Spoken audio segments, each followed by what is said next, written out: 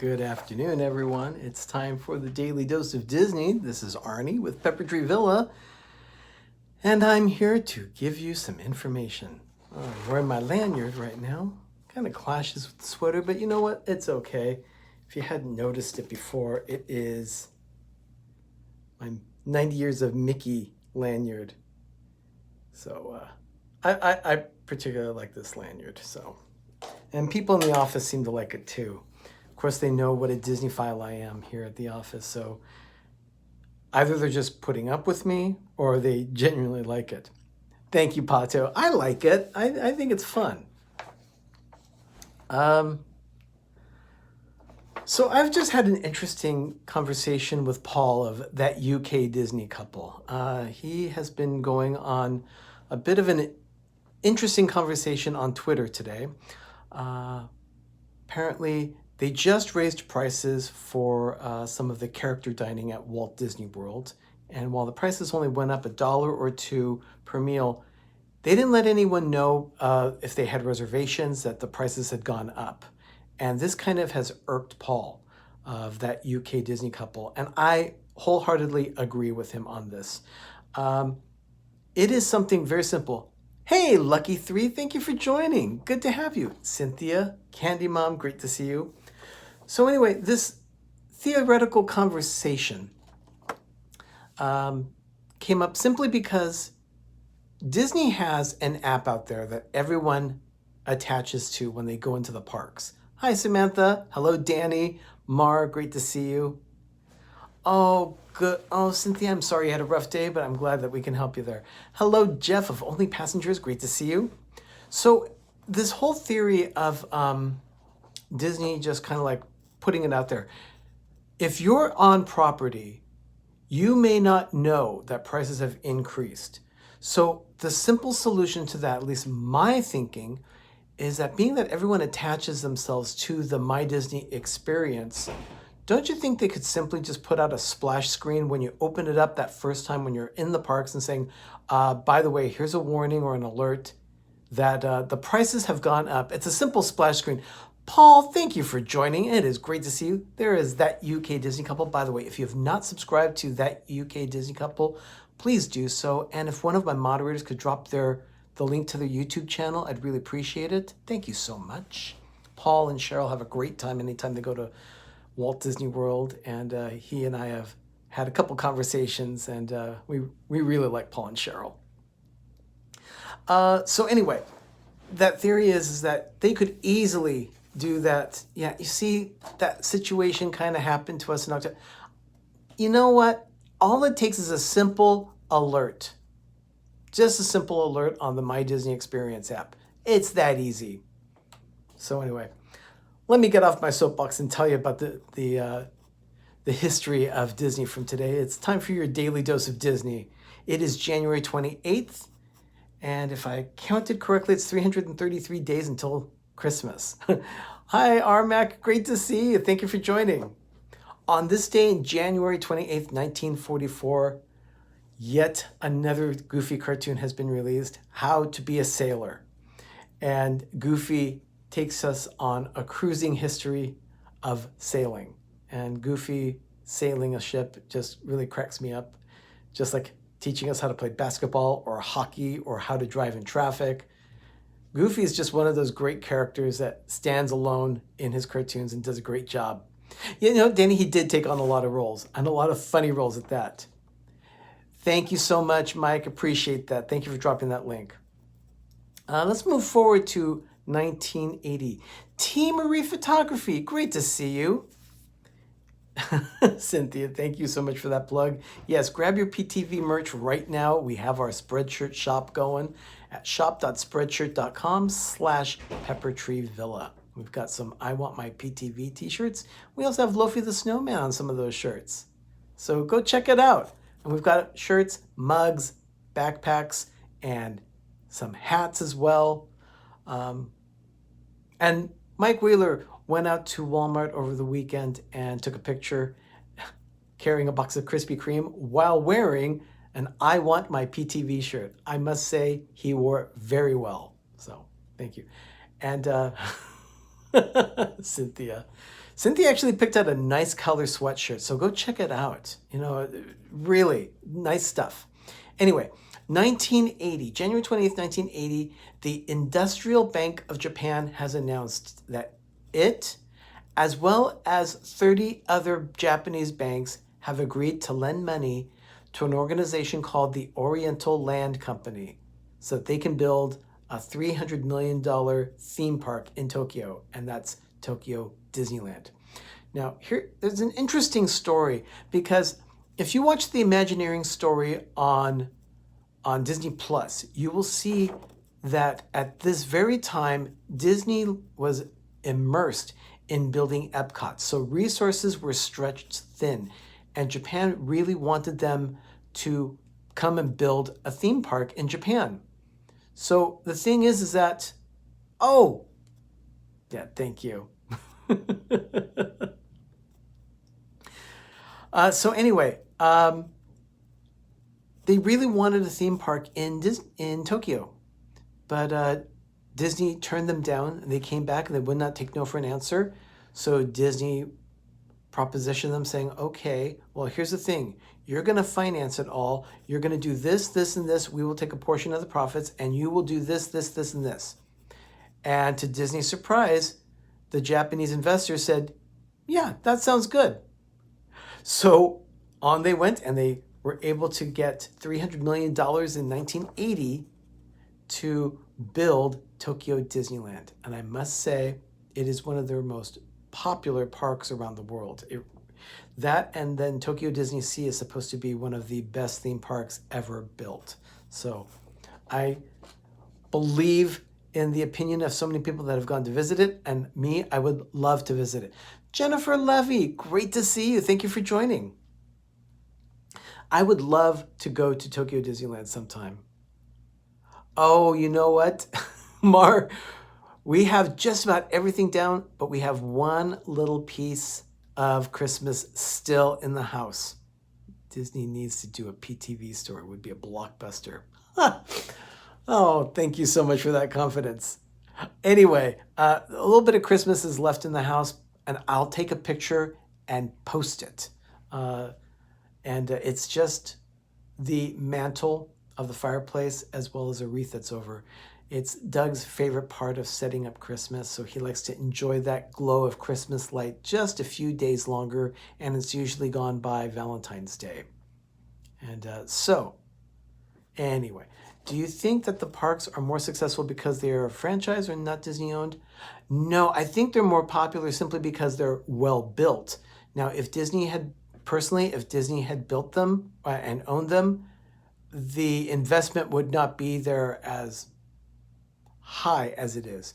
It's only been recently. I mean, I was actually surprised that they put as much money into Star Wars Galaxy's Edge as they did, because for the last decade or two, they have seemed to have gone on the cheap with everything. I mean, case in point, Disney California Adventure was built for less than $1 billion. It was like $600 million that they invested in a park that they should have spent twice that, because just several years ago, they had to invest another $1.2, $1.4 billion into fixing what could have been built correctly when they started. Okay, I'm on my soapbox. I'm sorry about that, people. I don't mean that. My villagers, I apologize. I don't mean. It's just that when I get onto the topic of anything to do with Paul Pressler, it just gets under my collar and I just get heated. So anyway, 1982. Now, some of you may not have heard of this guy, but Wally Bogue is a comedic genius in the world of Disney. He was the original Pecos Bill at a show called The Golden Horseshoe Review in Frontierland at Disneyland. And on this day, he gave his final performance, and he ended up performing 39,522 shows at the Golden Horseshoe. That is quite the record. He did it almost continuously since the opening in 1955. So from 1955 to 1982, almost 30 years, he played Pecos Bill. And it put him in the Guinness Book of World Records for the most number of performances of a show. So, as a performer. So there was a party afterward for his friends, family, and some celebrities. And here's the interesting thing. They presented him with a lot of gifts and honors, and they even gave him his own window on Main Street. And no problem, Paul. No problem, Paul. Sometimes I just get on my soapbox and I can't stop. It's evident with some of our live streams that if you were to see some of the past live streams, I will sometimes do that. But anyway, so he has his window on Main Street. I did a little research to find out where it was, and I knew I'd seen it before.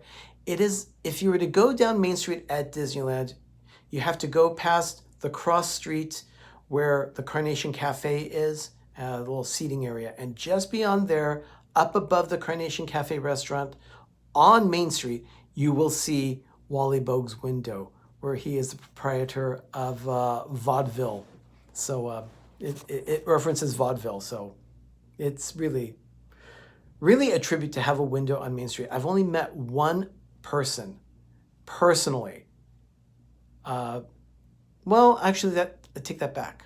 I've met a few people that have windows on Main Street, but this one in particular sold us some merchandise at an antique mall in Orange, and she was the daughter of the woman that created the ambassador program at Disneyland. Martine Watts, thank you for being here. Oh, you're in Ohio. That's right, you did tell me that. Okay, let me move on. There's a lot more here. So 1988, this is the day that they do groundbreaking for the Dolphin and Swan Hotel Complex. Renzo Channel, hello, thank you for joining. Oh my goodness, your Wi-Fi crashed. That's not good. Thank you so much, Renzo. So yeah, they broke ground on this day for the Dolphin and Swan Hotel. And Michael Graves, of course, was the architect for that. Renzo, I am doing very well today. Thank you for asking. 1999, Cirque du Soleil officially opened its third permanent facility.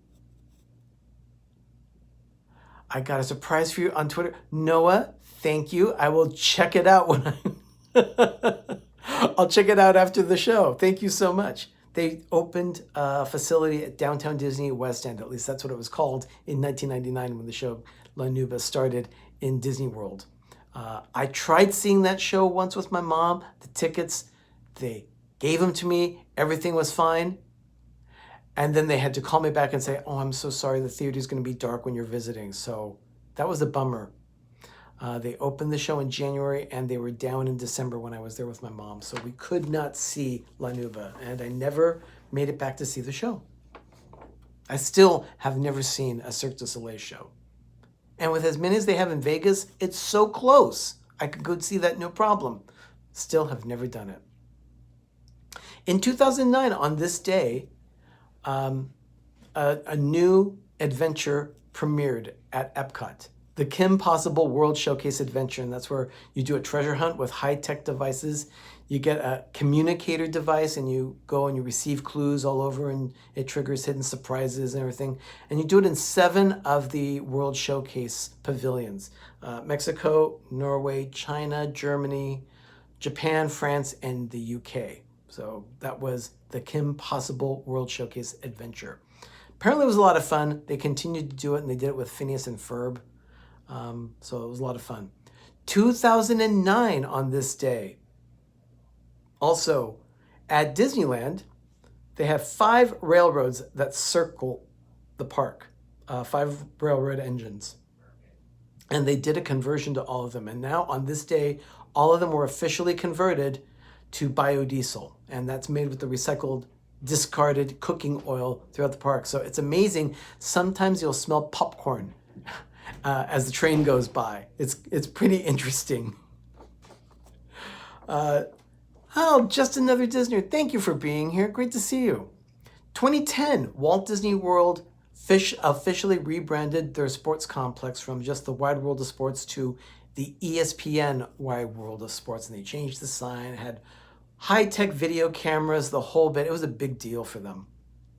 And then finally on this day in 2015, Disneyland invited the media and some guests to preview what was going to be coming soon to Yeah, it was a huge change at the Wide World of Sports, Paul. You're absolutely right. It was. On this day, 2015, Disneyland invited the media and some guests on Main Street so they could demo a new projection technology, the projection mapping that they had for the 60th anniversary. Now, that was going to start in May of 2015, but they had the projections in place and they invited some people so they could get a feel of what it was like so that they could start the hype of the 60th anniversary at Disneyland. So that was pretty darn cool, I must say. Okay, I'd like to thank my support channels, Two Real Geeks, D&G Explorers, Rob Fuzz, and the Orlando Guy. All 4 channels help us out in various ways, and I cannot thank them enough for what they do. And just like you, my moderators, I cannot do this without you. So thank you so much for all you do for us. I really appreciate it. And then also Dean of thelifeplace.com. If you're not familiar with thelifeplace.com, go check it out. He has, hey, there's one of my channels right there, Rob Fuzz. Great to see you. Rob's going to be doing a live stream on Thursday for 2 hours from 4 to 6 p.m. on the East Coast. And he's going to be doing a round robin kind of discussion. So it's going to be a lot of fun. I'm going to take part of it. I'll be in there during my lunch break. So I want to make sure that I can do it. And yes, Paul, Rob is a bit of a legend. Yes, you are, Rob. So he's going to be doing 15-minute intervals of different topics during that live stream. So go check it out on Thursday at 4 p.m. Eastern. And I'm going to be visiting sometime probably in the 4 o'clock hour. Let's see. Oh, yeah. Coming up tonight on the Disney YouTube network here in our little collection of channels that we love to support. Coming up at 7:30 p.m. Eastern Standard Time, that is in just about an hour and 15 minutes, Jim of More Sunshine Please will be doing his Disney thing. He does a lot of things with trivia, he talks a lot of news, and does his chat checks. He tries his best to keep up with the chat. Sometimes it gets a little overwhelming because when you get 30, 40 people all commenting at the same time, it starts to fly really fast. I've had that problem many times. And then at 8 o'clock, Rob, thank you so much. At 8 o'clock, Mouse Talk with Walt and Melissa. They'll be doing their Disney show as well. So everyone, thank you, T. Marie. I try. I do a lot of research and a lot of practice. Oh, and Zip is on at 3:30, so with date night. So he's going to be on in about 12 minutes, so check him out too. Thank you for that heads up, Mike. I did not get that one on my calendar, so we'll do that. So Zip at 6:30, Jim at 7:30, and Walt and Melissa at 8. It's a busy night on YouTube tonight with the Disney YouTube network. So everyone, check it out. By the way, Ben did a video of Target, our wonderful big box store here in America. We love Target. So he did a Target run last week. So he posted that for Life with Ben, and he's got another video up his sleeve. It's going to be dropping on Thursday morning, 10 a.m. East time. So check it out when you have time. You're very welcome, Paul. Absolutely. Always a pleasure. I do enjoy our talks. Thank you, Renzo Channel. Thank you for being there. And I've got to get back to my desk and finish up a few things because I got to get out of here. Everyone, go check it out on the Disney YouTube network. It's going to be a lot of fun tonight. In the meantime, everyone, have a magical evening and have a great, big, beautiful tomorrow. I'll see you tomorrow with another edition of The Daily Dose of Disney at 6 p.m. Eastern, 3 p.m. Pacific. Bye now.